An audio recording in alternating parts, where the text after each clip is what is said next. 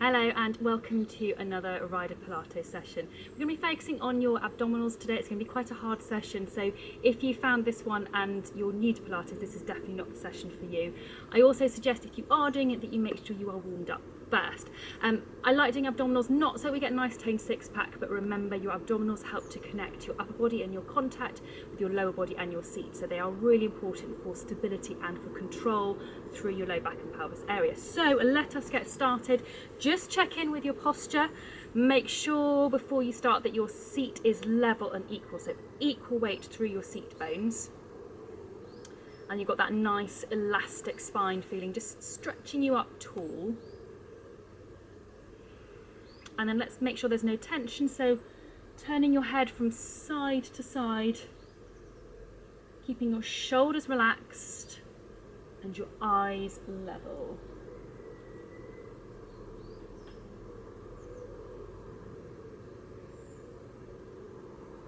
Okay, then pop your arms up in front of you, one on top of the other, elbows as level as you can, and you're pushing them forwards. So what they do go forwards, they don't just go straight down, make sure they're going forwards. And this way, we're just going to be working and mobilising through your upper back. So making sure that your neck and back are nicely on the move before we start to really work. Let's just swap your arms over so the top arm goes underneath, elbows are still level.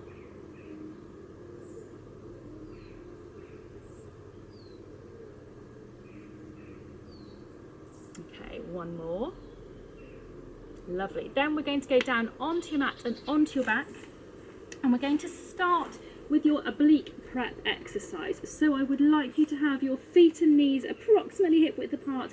Find that neutral pelvis position, so whatever feels most comfortable and natural for you. Think ribs to pelvis, then left hand at the top of your neck, base of your head, wherever, somewhere around there, right hand by your side, pelvic floor up onto floor 3, float your right fingers, reach for your right toes, and then bring your left shoulder towards your right knee and take everything back down together. So float and reach and into that turn and everything back down together.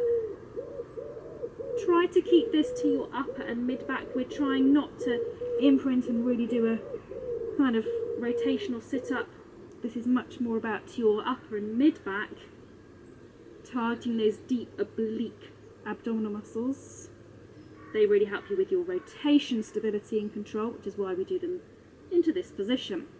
Okay, let's swap and go the other way. So right hand at the top of your neck, base of your head, left hand by your side, and once again float, reach and into that turn, moving through your upper and mid back as much as possible, keeping your low back relatively still. Watch that you don't start to pull with your hand. If you do, pop your fingers instead around your ear.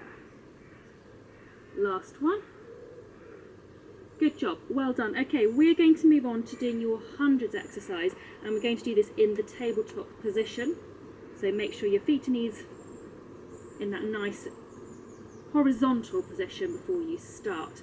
Pelvic floor onto floor 3, ribs to pelvis, and then you're patting that imaginary puddle of water by your sides with both arms. And then if you can, move out to the side with each pat, and then gradually move back around and in. So you're moving from your shoulders, you're patting, I suggest with your middle or index finger. Watch that your feet don't start to sink. I see this happening a lot because you're thinking about the patting. And remember, with the patting, you really want that symmetry of placement with your hands. So making sure that you haven't got one that's doing a really big pat. You want them to be doing the same thing, because then in the saddle, you're more likely to have them doing the same thing. Okie doke. Bring your feet down one at a time. Have a little bit of a breather. We are going to move on to doing the mini crisscross exercise. We need to go back up into your tabletop position, and this time it's like a progression of your oblique prep. You're bringing your same arm to the outside of the shin, opposite arm to the inside of the knee, come back down, and the same to the opposite side. We're not going to do loads of these because these are really hard. Keep trying to roll between the two sides. One more each way. Super job. Bring your feet down one at a time and give yourself a little bit of a breather. We are going to move on to doing your scissors. We're going to add in the arms. So, as this is a hard session, we are going straight in with your mid-level scissors. We're not doing the hard one because you can't do that with your arms as well. It's just a little bit too confusing. So, legs back up into your tabletop. Let's just do the legs on their own to start off with. Think ribs to pelvis and pelvic floor onto floor 3. Then you're bringing one foot down to tap the floor. Remember to move from the hips so the knee stays at around the 90-degree mark. We don't want this one, we want this one. Then we're going to bring in your arms. So your starting point is hands above your shoulders. Opposite arm to leg goes in the opposite direction. And you've now turned this into a double wine glass exercise so that the knee that isn't moving stays absolutely still and the hand that isn't moving stays absolutely still, in theory. They're still enough. They've both got a glass of wine on them or in them if it's your hand, I suppose. At the end, still full of its wine. Think rib position, ribs to pelvis, so you're not having this happening. So remember, with this sort of exercise, your arms and legs are on the move, your abdominals are giving you that stability in the middle. One more each way. Super. Bring your feet down one at a time, bring your arms back down, have a little bit of a breather because that's been quite an intense few minutes. We're then going to come up into sitting and we're going to do your side twist. You might be thinking, oh, how's that abdominals? To do your side twist well, it really uses your abdominals to give you that propulsion. So my mat is quite short, so for me, the optimal position is my hand at one end, my feet at the other. If you've got a longer mat, you probably don't want to be quite that far apart unless you are super tall. It is important though that your hand is far enough away from you to push up onto. So that top knee is pointing up to the ceiling. Have your top hand onto that position, onto that top knee, as you push onto your hand and back down. So you've got that push and down, push and down. So you're really using your abdominals here to give you that stability on the side that you're pushing on. It's helping to control you, helping to connect that shoulder to hip. Last one. Super. Okay, bring yourself down. I'm going to go round. I could have made you turn around. Even if you want to, you can just do the spinny roundy version. But then so you can see me, I'll just spin round on the mat. Okay, so again, my hands and feet are opposite ends of the mat. Top knee pointing upwards, top hand onto the top knee, pelvic floor at the ready, into that push and down. So again, your abdominals are really helping here. Hope you can see me as I go into the sun, to give you that stability down through that side. I mean, lots of other muscles are working as well, of course. Upper body, lats. I suppose you probably could almost call your lats abdominals, but they're not technically. Lovely job. Okay, bring yourself back down and we're going to go onto your hands and knees.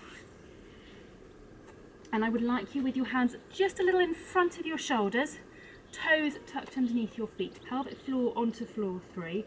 Lift your knees just off the floor and slowly back down. Pelvic floor, lift and slowly back down.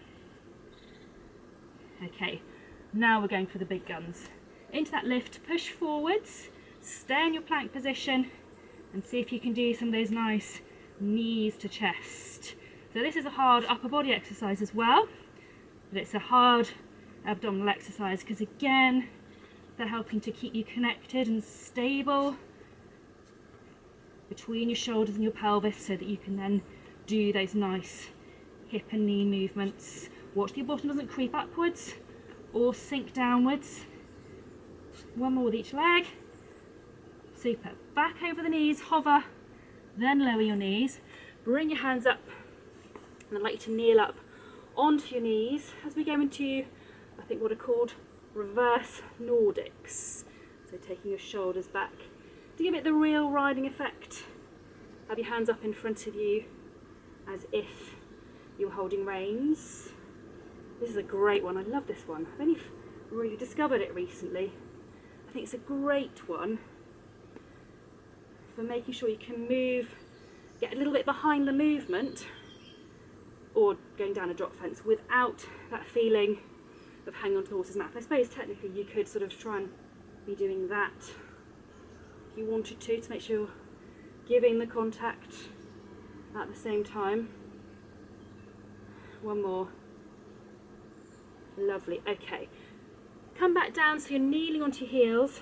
If you can comfortably, take your arms away and then a couple of nice deep breaths.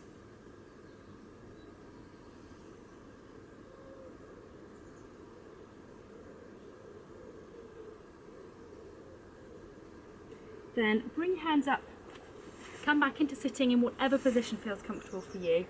Bring your arms up and out into a V shape and just stretch your arms behind you and relax. Stretch your arms behind you and relax. And one last go. Stretch and relax. Bring those arms back down. Make sure that you're breathing into the base of your lungs, not getting tense through your shoulders.